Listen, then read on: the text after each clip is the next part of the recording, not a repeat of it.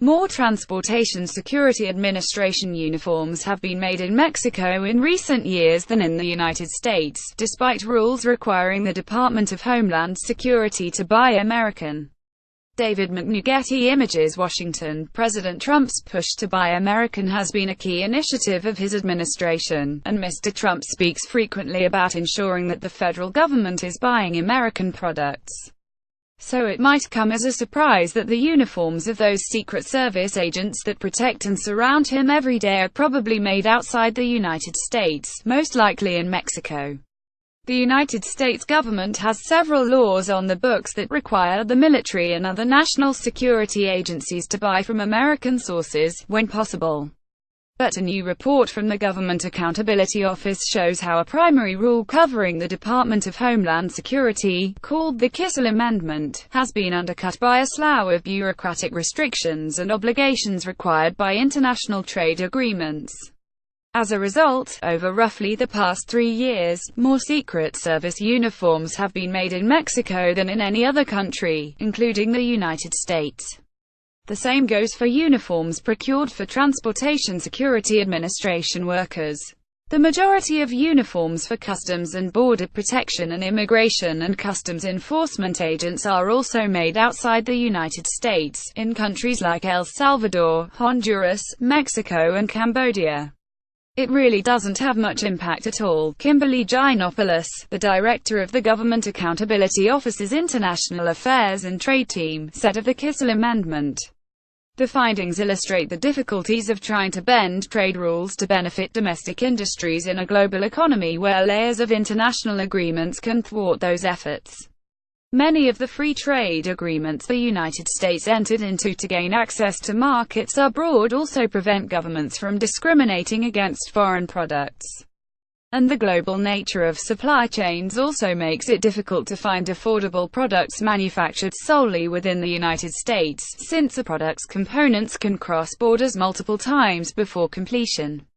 According to the report, Homeland Security officials said that they probably could source most of their items from the United States, but that cutting out foreign countries could add 50 to 150% to the purchase price, an extra expense taxpayers may not want to bear. Channeling more business to domestic companies is a primary economic goal of the Trump administration. Yet while Made in America provisions often garner political points, they can be hard to implement.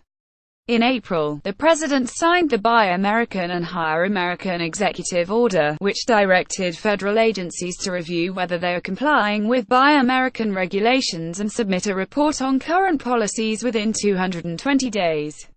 The deadline for that report was Friday.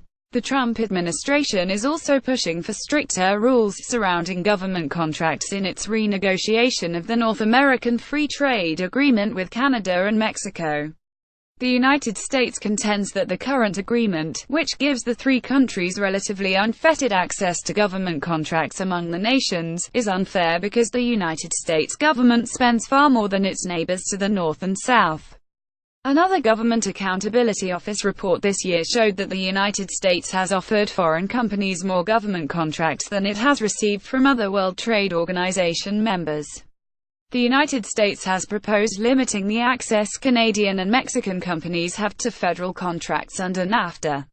NAFTA partners have protested the proposal, with Canadian officials arguing that it would give Canada and Mexico less access to United States government procurement than much smaller nations, like Bahrain. At the fifth round of NAFTA talks in Mexico City this past week, Mexican negotiators called for limiting the government contracts they offer to United States companies to the amount of government contracts that Mexican companies win in the United States.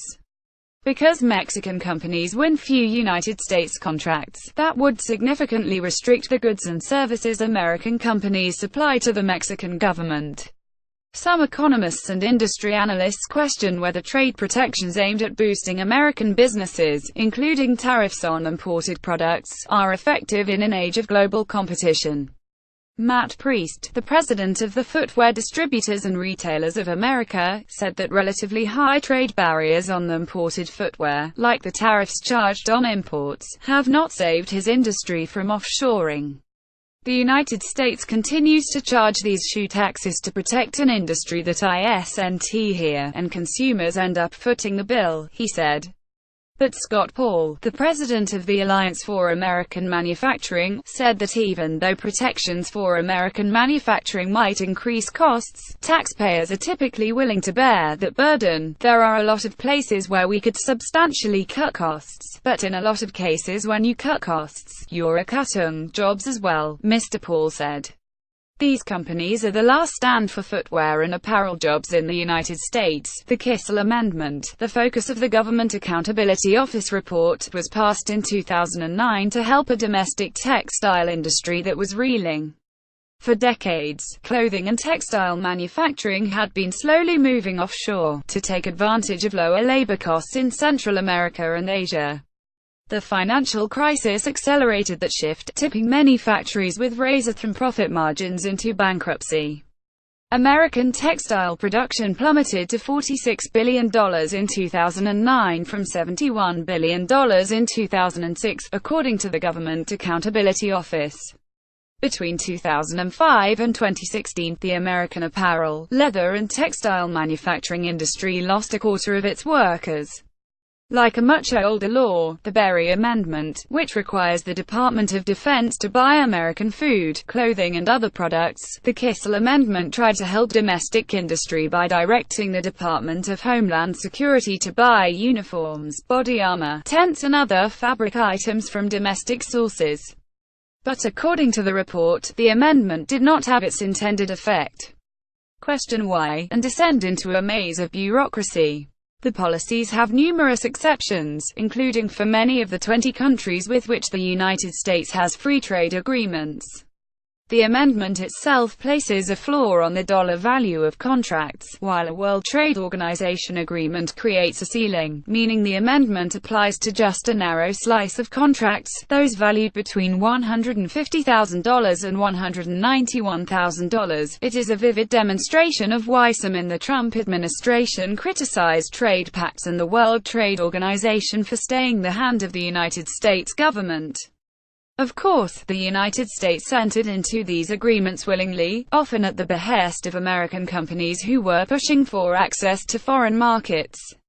In total, only about 42% of uniforms ordered by the Department of Homeland Security between October 2014 and June 2017 came from the United States, according to the report. About 30% came from Mexico, and an additional 16% came from Honduras and El Salvador.